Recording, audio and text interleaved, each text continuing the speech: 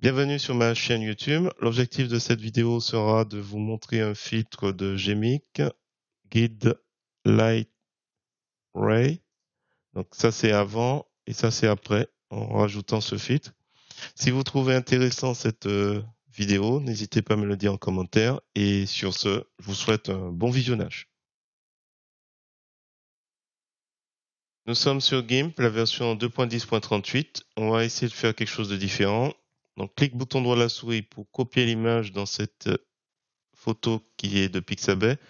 Alors j'ai pris 1920 par 1279. Je vous mettrai le lien dans la description et après vous allez dans édition, coller dans le menu. On va essayer de faire quelque chose d'un petit peu différent par rapport à ce qui se trouve sur internet. Alors on va cliquer sur nouveau calque et je vais l'appeler guide. Je vais l'appeler sur le mode normal et on va remplir de transparence. On valide. Donc sous le calque transparent guide, je vais faire une sélection avec l'outil, le lasso, l'outil à main levée, et dans les options de l'outil, on va être sur remplace la sélection actuelle. Alors, soit vous êtes ultra précis, vous allez vous amuser à exclure tout ce qui n'est pas censé faire entrer la lumière. Donc là, je fais une sélection globale de la fenêtre sans le canapé. C'est grossier. Je clique. Alors normalement, j'aurais dû m'arrêter ici. Je clique, je prends pas le mur et je remonte. Et là, éventuellement, comme j'ai pas encore totalement validé, je reprends le point. Alors, vous faites valider.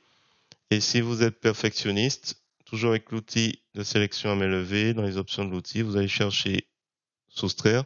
Et après validation, ce que j'ai déjà fait en appuyant sur la touche entrée, je reviens et je retire par exemple cette partie de la fenêtre où normalement il n'y a pas de transparence.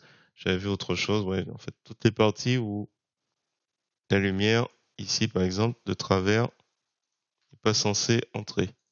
Donc j'exclus des parties. On va pas en faire 36. Hein. Je sais plus où il est, le premier point.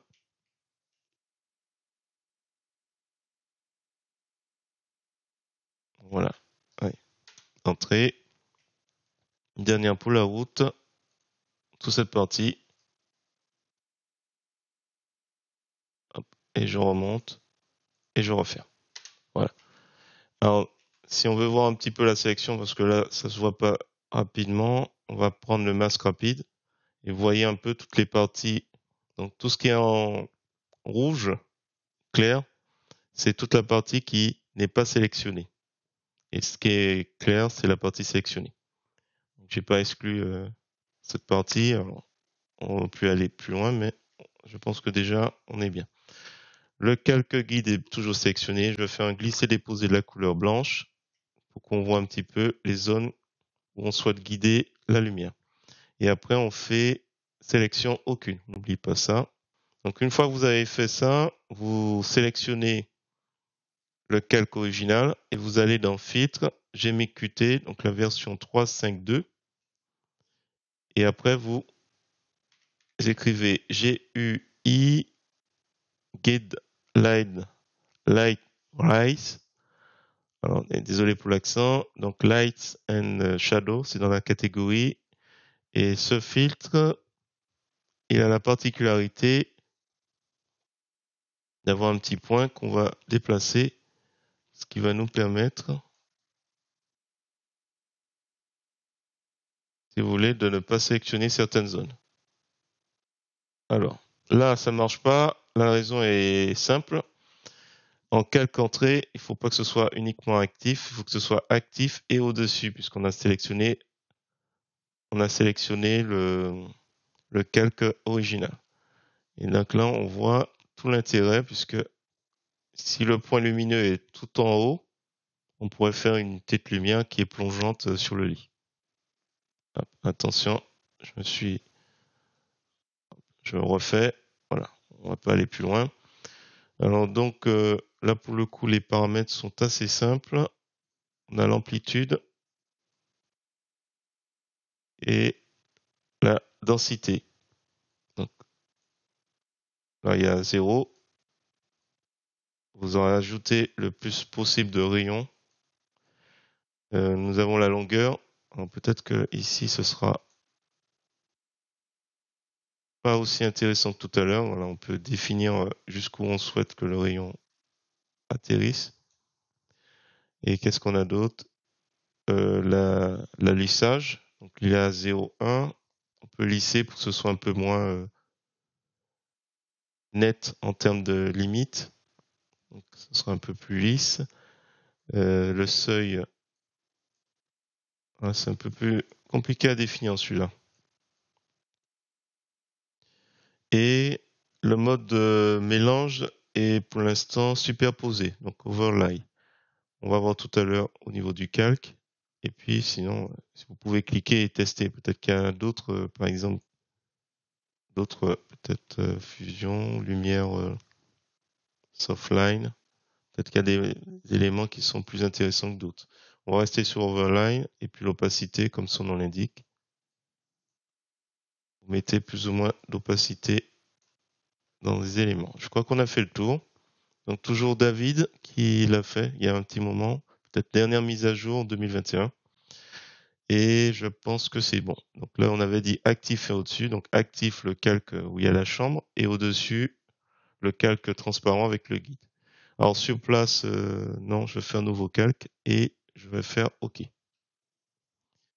Voilà, donc là, le guide, on peut masquer. J'ai pas pensé à vous montrer un élément. Je vais le faire dans le deuxième calque.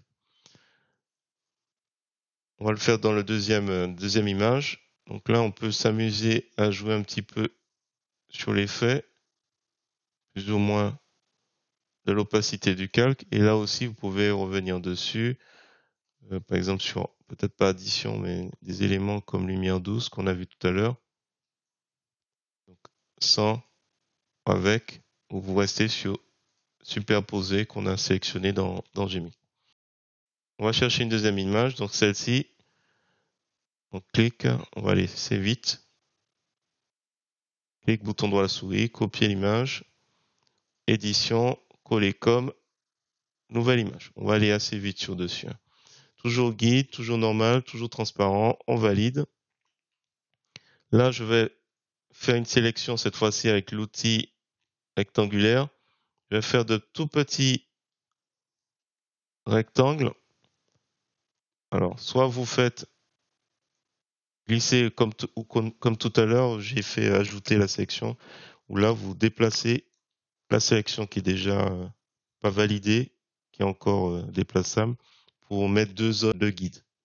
Sélection aucune, on n'oublie pas, on sélectionne le calque en dessous, alors je vais le renommer au passage, phare, et je retourne dans filtre et je vais réafficher Gmic. Donc bien sûr, il garde la position de tout à l'heure et je vais simplement le déplacer ici. Et ça va nous faire un petit phare. Alors il y a un petit élément que j'ai pas pensé à présenter, Preview Sharp, si vous souhaitez avoir une meilleure vue sans les petits carrés de guide, vous décochez ici.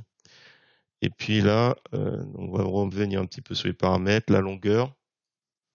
Voilà, donc là c'est sûr qu'il faut que ce soit très très loin.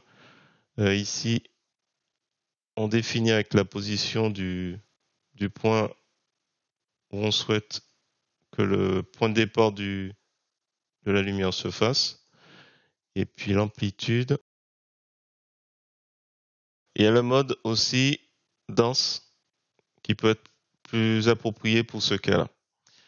Et puis bon, on peut toujours peut-être réduire le lissage avec un schéma intermédiaire. Je pense qu'on a fait le tour pour le coup. On est toujours sur actif et au-dessus. Actif pour le calque phare et au-dessus. Nouveau guide et on valide. On se retrouve là avec nos deux carrés. On va virer. On supprime guide, les calques guides. Et là, en fait, ça fait un peu fake. Ce que vous pouvez faire, au-delà de réduire la superposition, l'opacité du calque, on va l'appeler lumière guidée. Alors, au-delà de réduire l'opacité, vous pouvez, si vous voulez, sur phare, vous pouvez vous amuser avec exposition. Alors, réduisant un petit peu l'exposition sur... Et lui, on va réduire au maximum. Et sinon aussi, on peut colorier. Est-ce que... Alors, le souci, c'est que normalement, il faudrait s'amuser sur le fort aussi à rendre ça un petit peu lumineux. Alors, pour celui-là, on peut augmenter aussi la même chose, jouer avec l'exposition. Voilà. Et celui-là, il est un peu mieux réussi. Donc, avant, après. Je pense que je vais le faire en présentation. Donc, avant, après. Si vous avez trouvé intéressant cette vidéo, je vous remercie de mettre un pouce vers le haut et de me laisser un commentaire. Et sur ce, je vous dis à bientôt pour d'autres tutos.